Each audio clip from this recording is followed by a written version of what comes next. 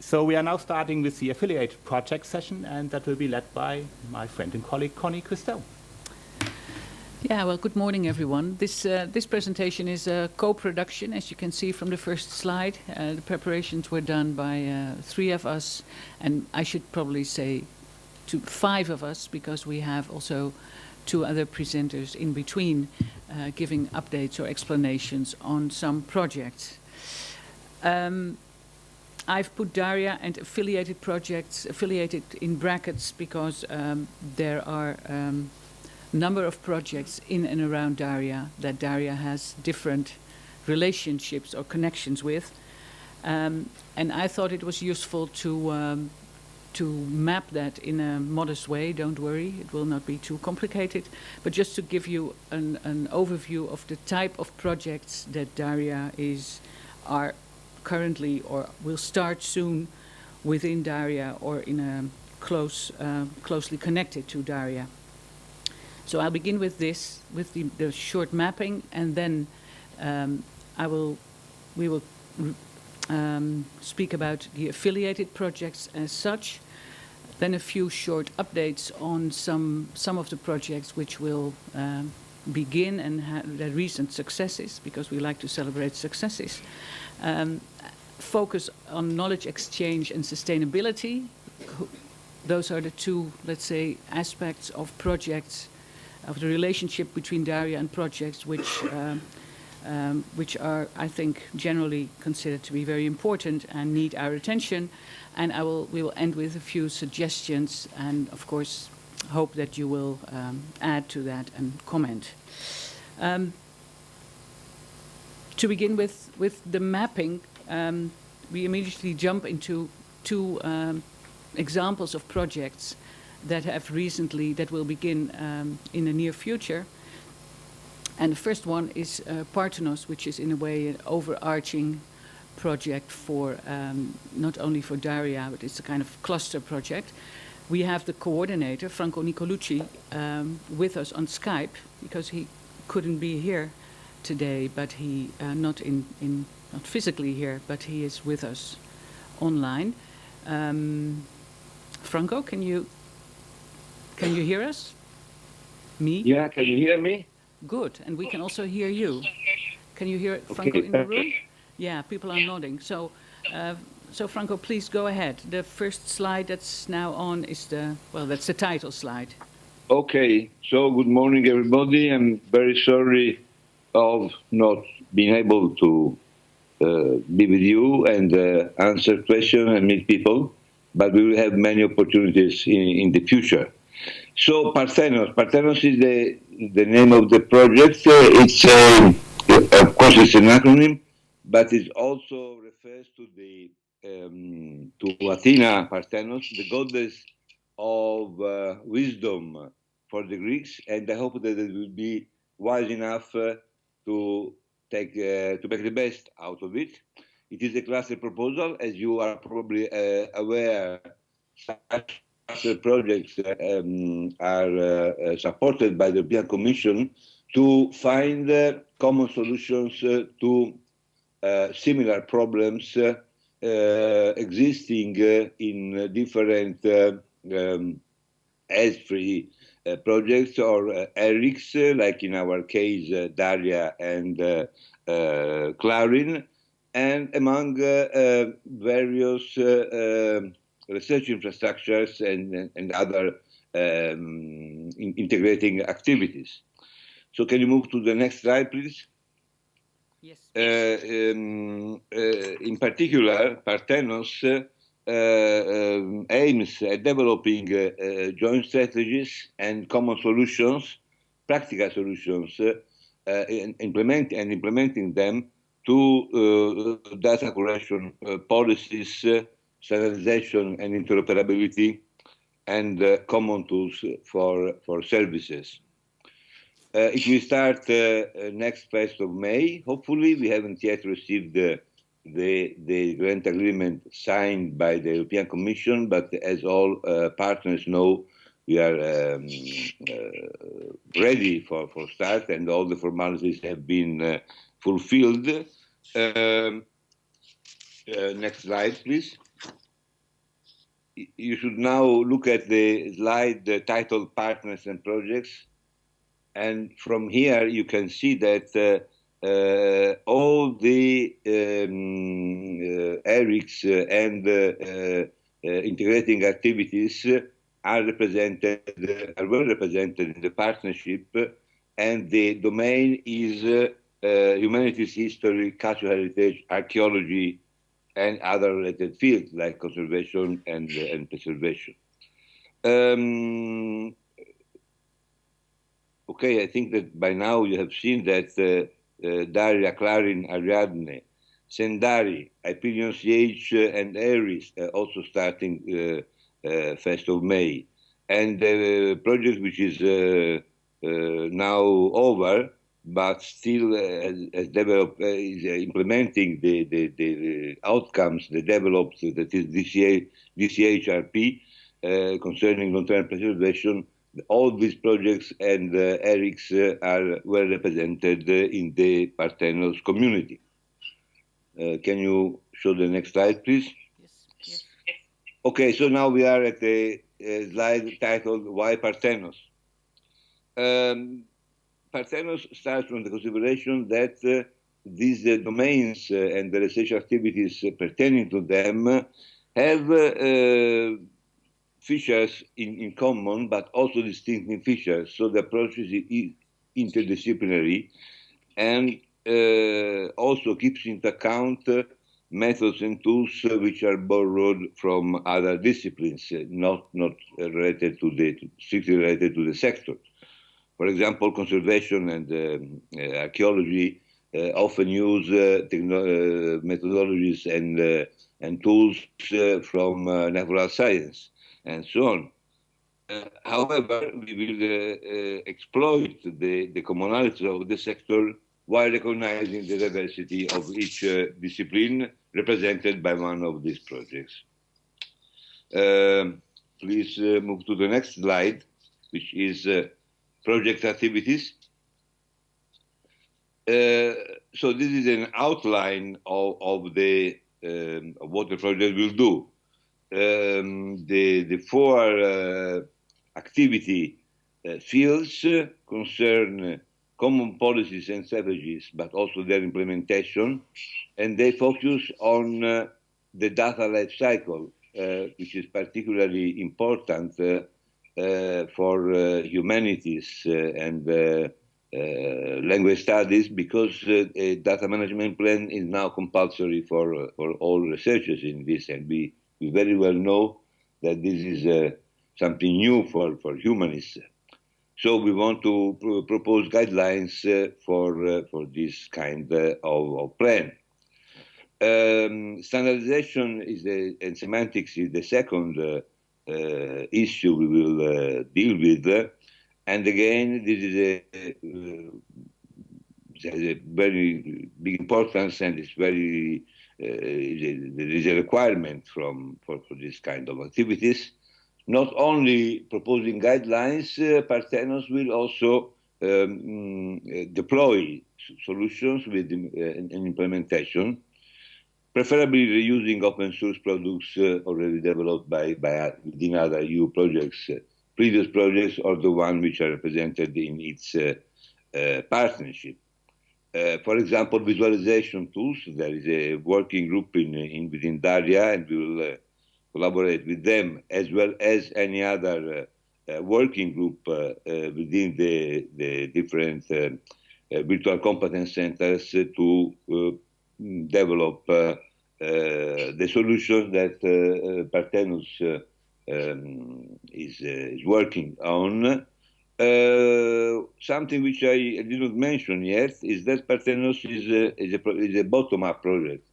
So it envisages, first of all, collecting requirements from the communities and dictating this way the design of the implementation work packages and activities.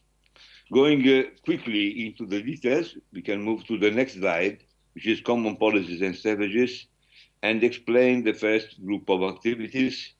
They concern John Paul has already mentioned, joint policies for the humanities data life cycle, from acquisition and up to long-term preservation, common policies for authentication, as well as common quality criteria for digital repositories. In both these tasks, we will not need to reinvent the wheel because they are already well advanced. There are contributions by all the projects, so it's more a matter of coordinating the various perspectives.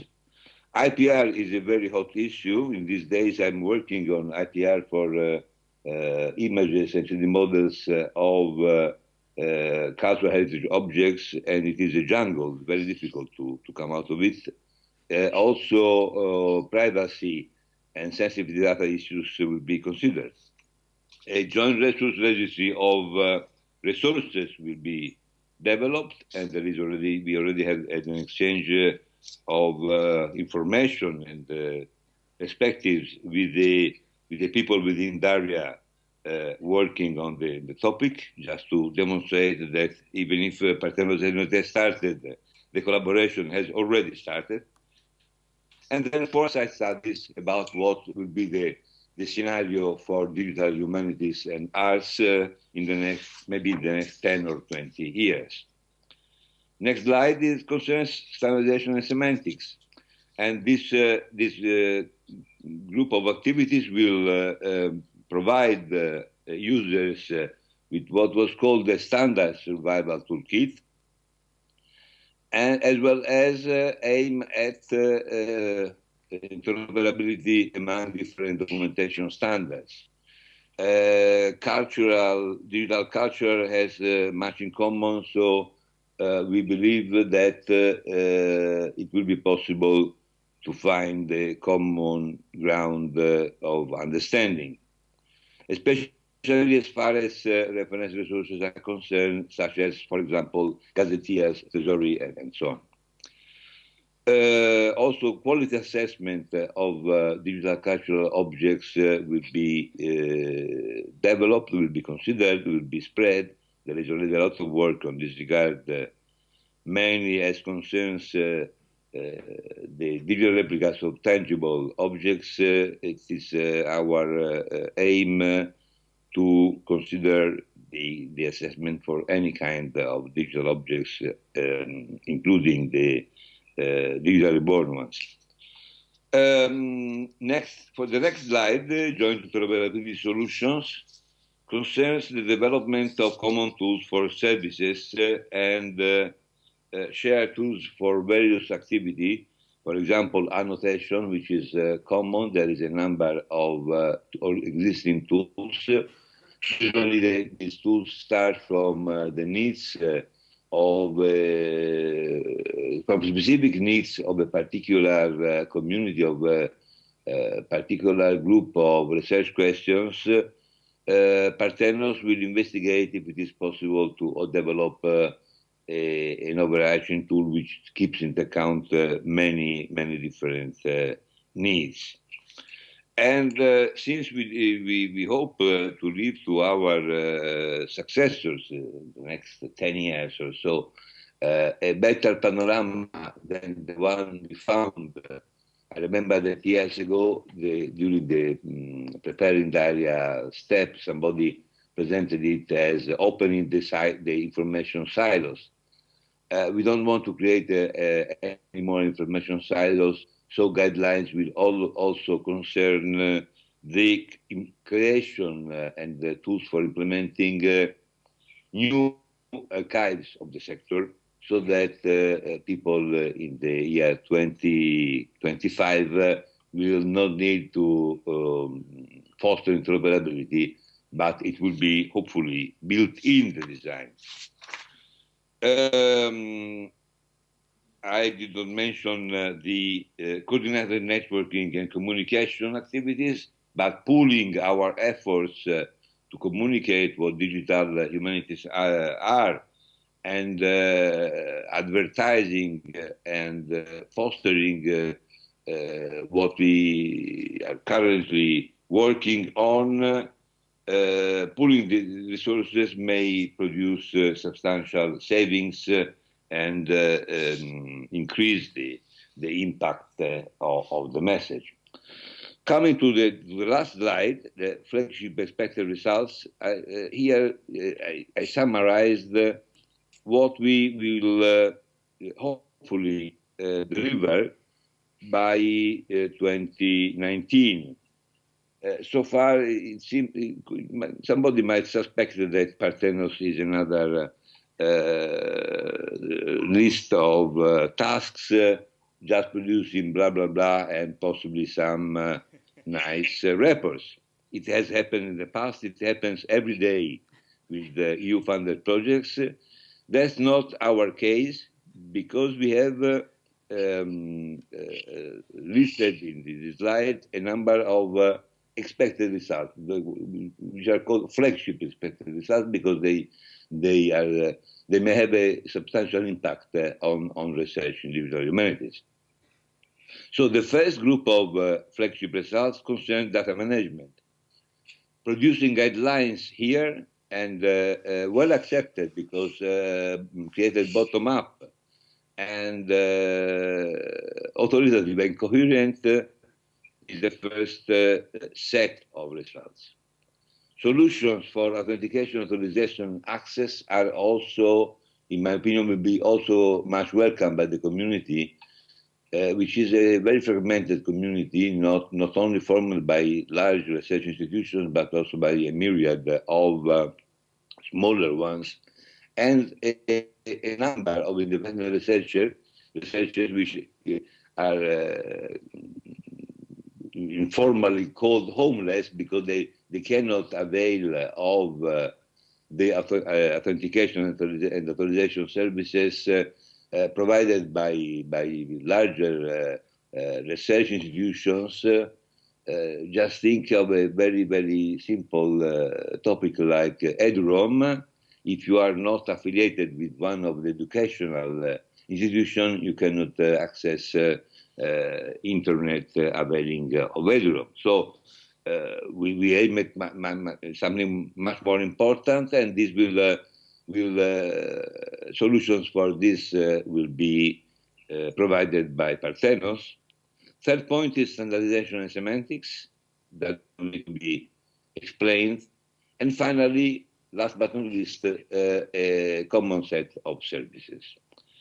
If we achieve this result, I'm convinced that we will save resources, we will avoid divergent solutions, and we will, in the end, give a significant and substantial service to the digital humanities community. Of course, this requires a close collaboration, first of all, with the two Erics involved in the project, that is Clarin and DARIAH, which is an integral part of the philosophy of Parthenos. Parthenos will have a formal kickoff at the end of June, beginning of July, just to advertise, because something that the digital humanities research desperately needs is being known and understood by the public. But our activity has already somehow started fixing dates for the planning of the first year. So I'm confident that, first of all, to be able to attend the next DARIAH meeting and report about it. And I'm confident that by then we will also not only report, okay, we started, but we have already done something, and this will be something interesting for all the DARIAH members and participants. So that's all. Thank you for the attention, and apologies for not being able to be there in person. But I hope that the outlines I was able to give at least provides you with the flavor of what Parthenos is going to produce. Thank you very much. Thank you very much, Franco, for this very enlightening presentation. We have room for 1 or 2 questions for Franco so that we can let him go and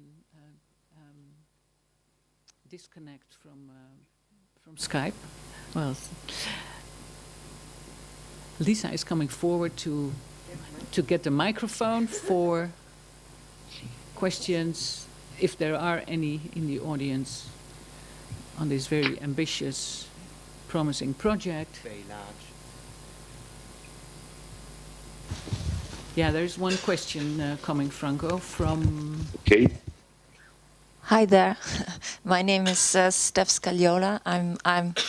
I see this is a very promising, how do you say, sensitizing project, and I was wondering whether you could give us a very short, concise scenario of how it can be used. What does it? Just an example of if this project is realized, what becomes possible? Did you hear the question, Franco? I did not hear perfectly the question. Can you please, Connie, can you please repeat the issue? I think it was Steph Scagliola, from the colleague from the Netherlands, and she asks if you could give an example of a scenario how it can be used. So you're asking for how we can use the products of Parthenos, right? An example. This is an example of using the outcomes of Parthenos? Yes. Is that the question? Okay, well, there are several examples I can give. So, first of all, if Parthenos develops a data management plan for the humanities, keeping into account the specific needs of the sector and provides guidelines, this can be accepted by the community, and in the future it could be also a requirement for funded projects in digital humanities to adopt it, and this will very much simplify the life of researchers who have recently converted to digital. So it will make digital humanities easier to adopt by what I could call traditional researchers, because they don't have to bother with the data management plan, but it is already, there is a cookbook explaining how to do that. Access authorization, authentication, authorization, and access. If we are able to do this, a portal, a DARIAH portal, or whatever kind of portal, can avoid the annoyance of having to identify whenever you access a different service, data service. So for example, if we develop, as we will develop, a resource discovery service, which is another important result of Parthenos, after discovering resources, what happens? You click somewhere and you are redirected to, I don't know, state archives of the Netherlands, and then you have to identify again, because each resource has a different identification system. If you are able to pull this, the passage from let's say, for example, sort of Parthenos portal to external resources will be flawless and straightforward. We are experimenting this kind of difficulty within Ariadne, where we have developed for archaeological data already such a service, and I'm doing tests with it, and it's annoying because you click there and then you have to remember username and passwords of all the resources in Europe, and each one has a different policy. So you have in one you have a password which must include numbers but not symbols. In the other one you must include the symbol and the capital letter and so on. So we want to facilitate the use of resources found using the resource discovery system. Franco, Many more, I could quote. Franco, sorry to interrupt you, but I think considering also the time, I think we should now move to another question, and then I would like to continue with the presentation, because otherwise we could easily have an entire session on Parthenos, but we have not planned it that way. Of course. Tobias has a question for you. So, Franco, thank you very much. Very exciting project. I wonder whether you could describe a bit more how the results from Parthenos will, so say, go into DARIAH. Yeah, so that's my interest, whether there's more thoughts on what exactly the kind of collaboration is. Of course, DARIAH is a member in this grant and was very instrumental in setting it up. But how do you imagine, so say, the results to be taken up by DARIAH? Well, there's a question that would require hours, not minutes, to answer, because, of course, Parthenos is a sort of offspring of DARIAH, and the collaboration, well, it's guaranteed by the presence of DARIAH people, DARIAH partners, DARIAH perspective, which is built in the project. So I envisage that in the activities concerning requirements and revision, this is where the collaboration with DARIAH will take place. There is I cannot go into the details, but there is a work package which starts immediately and states the requirements and design. It is full of DARIAH partners, full of people working in DARIAH. So I'm confident that this will produce an obvious collaboration. Then there will be a revision of the draft achievements more or less in 2 years' time, and this will also enable checking if the collaboration has been successful. And the presence of people in both projects guarantees that whenever it is necessary to have a joint activities like joint workshops, joint development of documents, and so on, this is timely taken into account. Thanks very much, Franco. I would like now to thank you again for your presentation, and of course you can stay with us if you want. Thank you for the attention, and bye-bye, and this is for a good continuation of the meeting. Okay, thank you. Bye-bye. So this was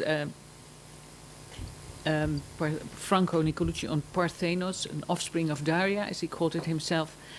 We now continue with another project, which is really DARIAH-owned, DARIAH-ERIC-owned, as Tobias mentions on the slide.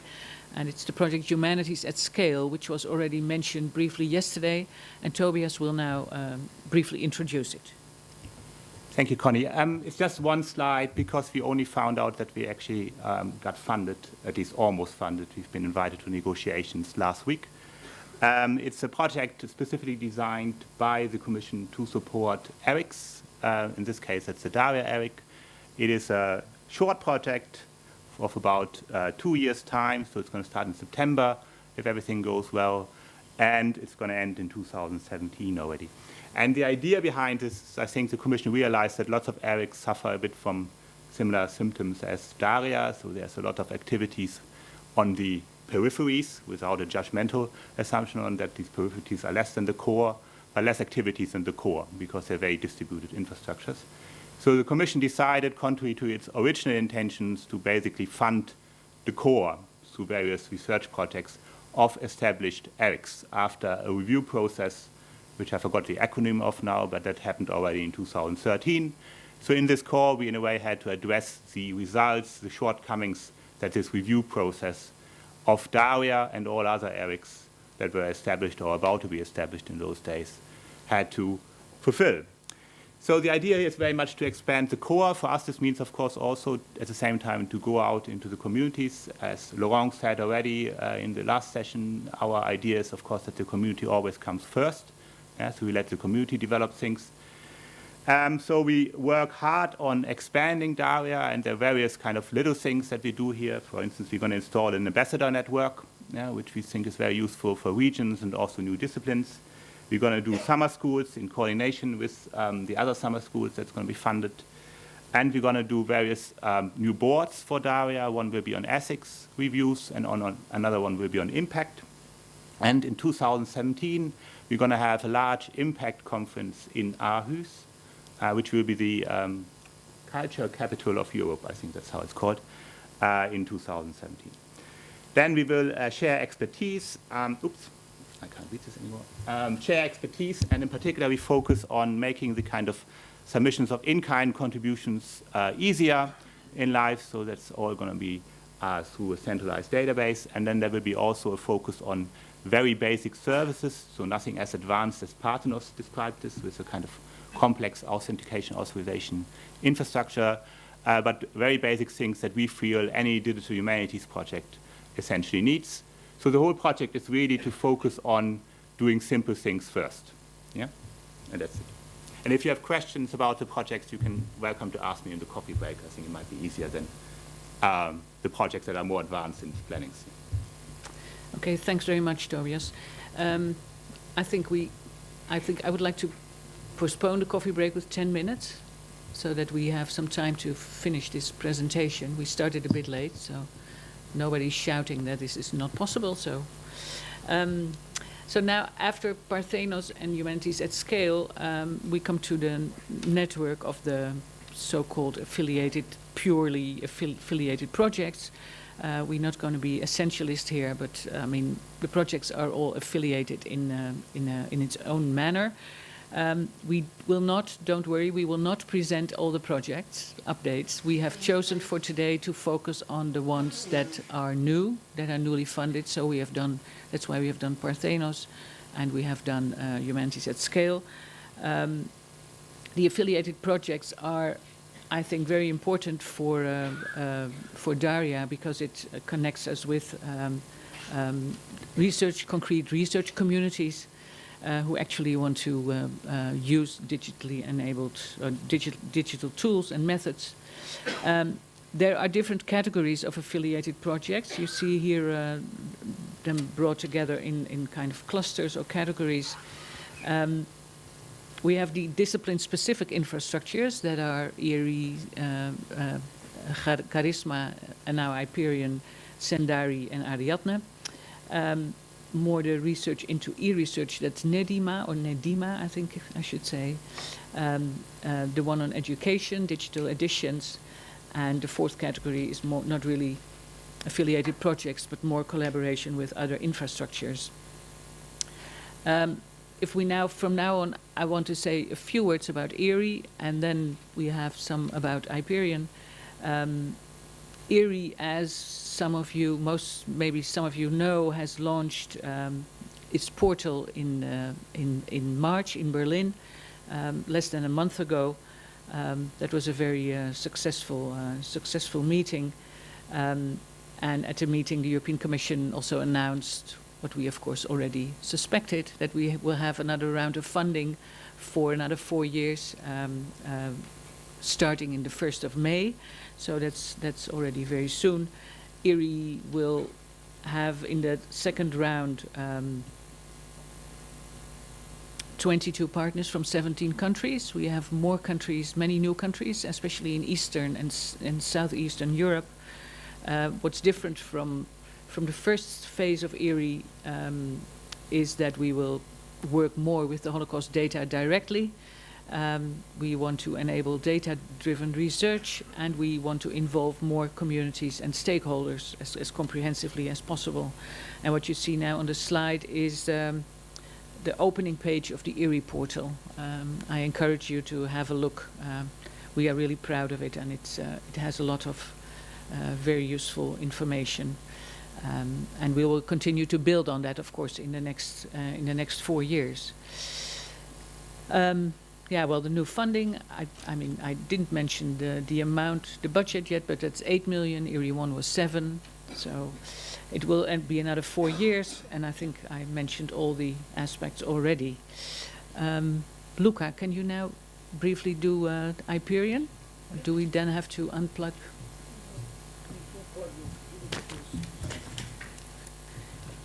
still You just need this. users. Yes, sorry. It's not going to work. Oh, no? No, it never works. That's what I would be afraid of. No, it should work. It should work, Yeah, but does it? will. Ah, There it is. patience. Patience You know? is a virtue. So.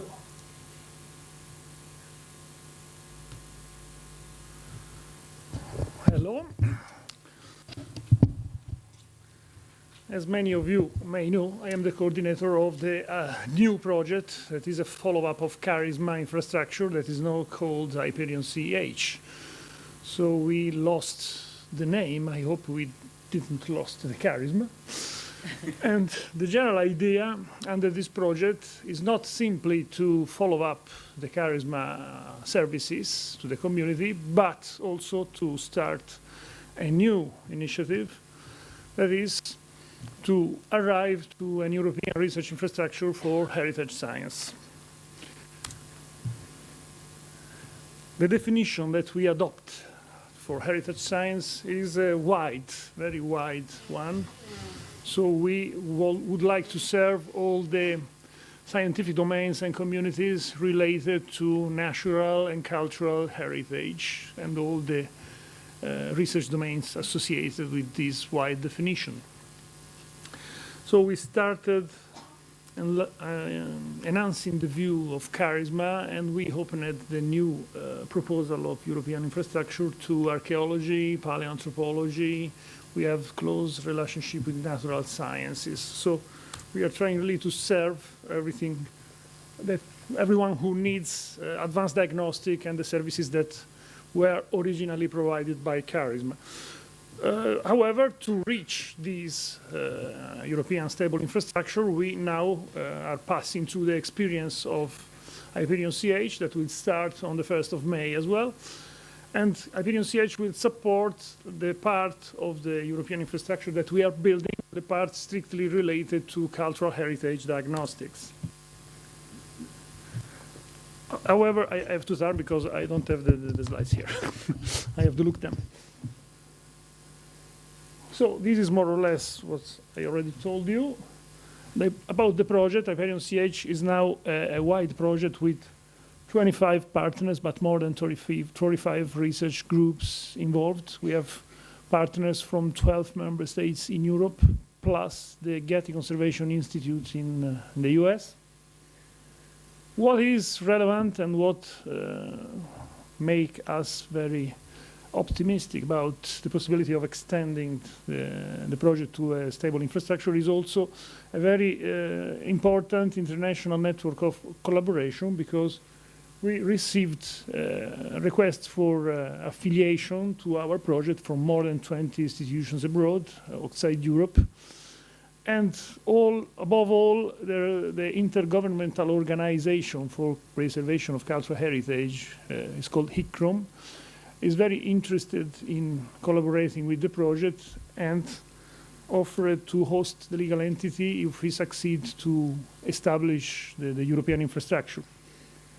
About the activities, the main access activities that we provide is of hardware, let's say, type, non-digital, because we are serving since 10 years transnational access to mobile instruments. Simply, we move instruments to sites where heritage is, and we perform advanced diagnostics in situ. Then we ease the access to cultural heritage researchers to large-scale facilities, how to use a synchrotron, how to use an accelerator, how to use ion beam analysis. And this is the second kind of access that is provided by now Hyperion CH. And the third kind of access that we are providing is the access to physical archives, because you won't believe, perhaps you will, but most of the important European museums have the majority of their archives are non-digital, and so you need to get there if you want to do research with what is inside them. But also there is a part of samples in these archives that will never be digital. If you have to access physical pieces, samples and everything about cultural heritage, you cannot imagine to digitize everything of such items. And so this kind of access will exist even if we develop an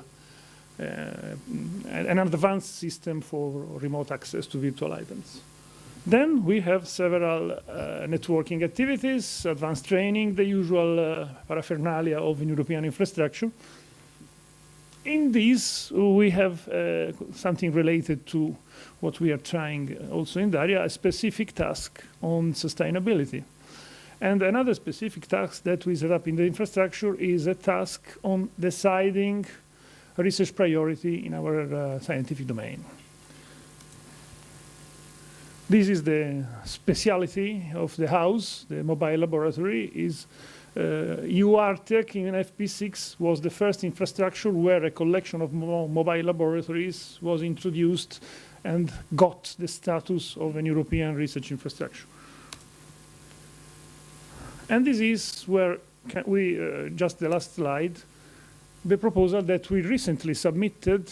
I am the coordinator of the proposal to the S3 for considering the European research infrastructure for heritage science into the new European roadmap of 2016. And this proposal had been very, very successful in terms of potential partners.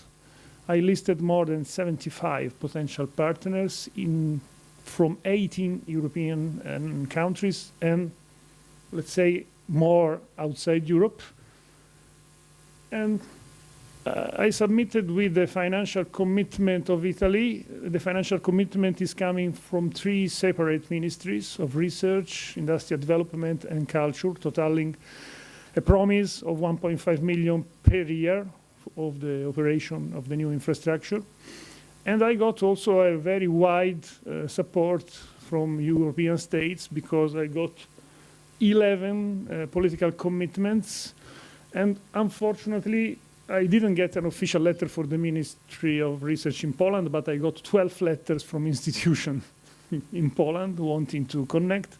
And I also got a letter from the European Antiquities, Archaeological Antiquities Institute supporting the initiative. And outside Europe, this is the situation. I got 6 universities in Brazil, more or less all the bigger institutions for cultural heritage in the US, the Canadian Conservation Institute, the Chinese Academy of Cultural Heritage, the Museum of Mumbai in India, and several smaller countries like Qatar and Cape Verde. So, Denmark and Sweden are listed here as supporters because they did not support politically the proposal, but they have provided potential partnership to the European research infrastructure for heritage. This has also been submitted to the GSO group, and so we submitted to the S3 as a European research infrastructure of potential global impact. Thank you.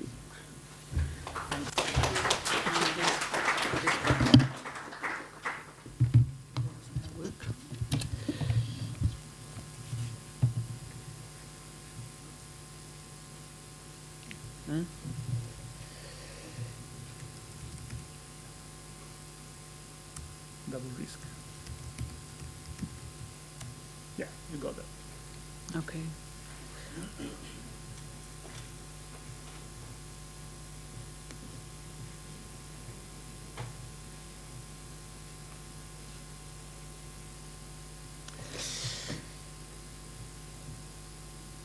Okay, thanks very much, Luca. I just now go quickly through the remaining slides, considering the time. This is a slide that shows you we have the kind of lifespan of a project, the different phases, you could say, and then focused on the role that DARIAH, where DARIAH could connect to the projects and go both ways, of course, how DARIAH can benefit from the projects and how the projects can benefit from DARIAH. In the first phase, DARIAH can be helpful in the project development with different services, such as project registry on matchmaking, the annual DARIAH theme, which was issued, annual DARIAH call, which was issued for the first time in 2015 on open humanities. This can be an accelerator for projects or an expansion development tool for DARIAH. Knowledge exchange is, of course, in the in the heart of the relationship between the projects and DARIAH. I will come back to this in a minute. Impact is obviously also a very important aspect, and sustainability maybe the biggest challenge where that many people have also mentioned yesterday, and that projects are particularly concerned about what's going to happen with their results. Well, this slide's list gives a few examples of the levels on which affiliated projects benefit from DARIAH. They benefit from DARIAH's technical environment, obviously from the expertise that DARIAH has, and for instance, standards for metadata, which is a topic which is high on DARIAH's agenda, interoperability, the expertise in VREs, and sustainability, again. The other way around, DARIAH also benefits from the projects through the close links that the projects bring with research communities and their research questions and methods. It connects DARIAH to researchers that have real needs, that will require things from us, from DARIAH, to be able to enhance their research. And of course, it points DARIAH to grassroots developments that we can build on, or that we can try and bring to the European community of humanities researchers. The demonstration of impact, I think, is also important for DARIAH. I've been immodestly giving an example from the IRI project. We had this Public History of the Holocaust conference, which we organized together with DARIAH and TextGrid in 2013. That was a big success, and I think both for IRI and for DARIAH. And this is something which we should keep in mind to do more often, this kind of co-productions, I think. And the expansion, obviously, of the DARIAH network. That's often forgotten, but the projects have all these partner institutions that are kind of coming closer to DARIAH through the projects, and that we may be working on more explicitly in getting them on board. A few suggestions on the things that we could do, that we could improve or build on with affiliated projects. The first one I already, this is a bit too early, the slide, I don't know why it's here.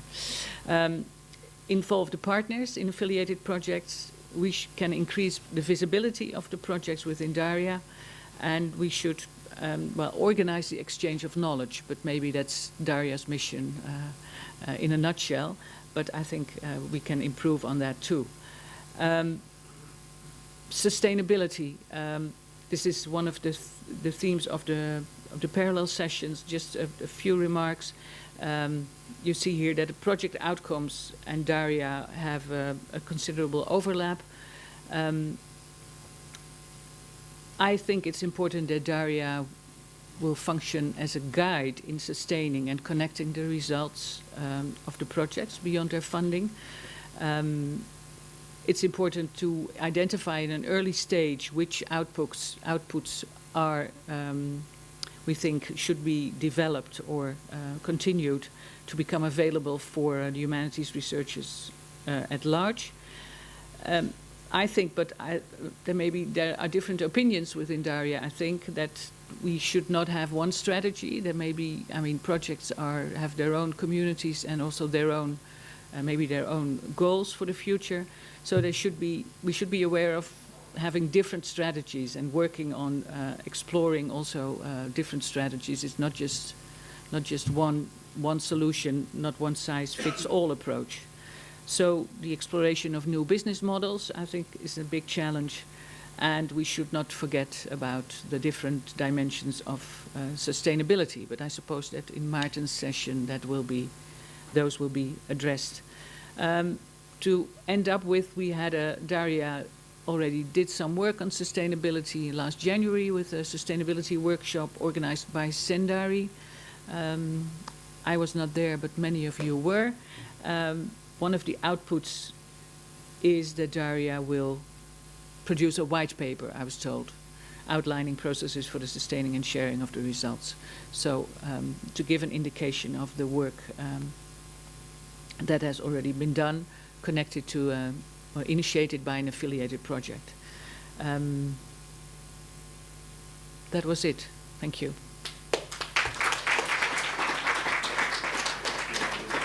Huh? Yeah, shall we? I mean, I'm sure you can use a coffee or. Okay. Yeah.